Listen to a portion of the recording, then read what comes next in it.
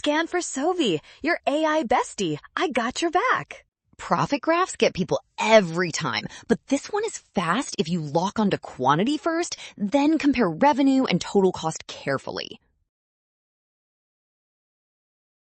In perfect competition, the firm picks output where marginal revenue equals marginal cost. So read the graph for that intersection first, and that profit maximizing quantity lands at 20 units.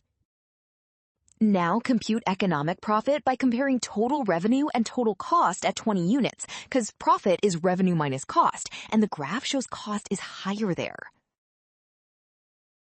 That means the firm is taking an economic loss, not a gain, and the gap between total revenue and total cost is $240.